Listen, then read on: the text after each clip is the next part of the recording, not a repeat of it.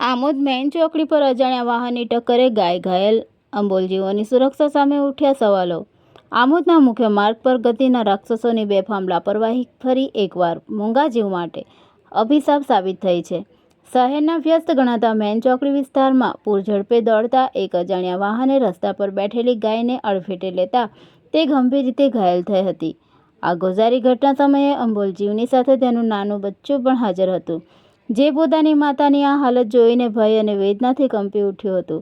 આ હૃદયદ્રાવક દ્રશ્ય હાઈવે અને માર્ગો પર મોતની તલવાર બનીને ફરી રહેલા બેફામ વાહન ચાલકોના માનસિકતા તેમજ પશુઓને રસ્તા પર રઝળતા મૂકી દેતા સ્વાર્થી માલિકોની બેજવાબદારીને નગ્ન વાસ્તવિકતા સાથે ઉજાગર કરી દીધી છે।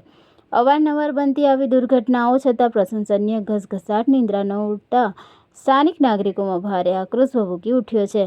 ઘટનાની ગંભીરતા પારખીને પ્રભુતા અને કરુણાની મૂર્તિ સમાન એક સ્થાનિક જાગૃત દુકાનદારે ત્વરિત માનવતા દાખવી ઈજાગ્રસ્ત ગાયની પ્રાથમિક સેવા શુશ્રૂષા કરી હતી।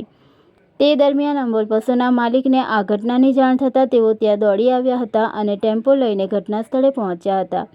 બાદમાં ઉપસ્થિત સાહસિક અને લોકજાગૃત નાગરિકોના સહકારથી દર્દથી કરાતી ગાયને ટેમ્પામાં બેસાડીને તાત્કાલિક ધોરણે નજીકની પશુ હોસ્પિટલ ખાતે સારવાર અર્થે ખસેડવામાં આવી હતી। આ અકસ્માતે નગરપાલિકા અને સ્થાનિક પ્રશાસને પોકળ કામગીરીની પોલ ખોલી નાખી છે।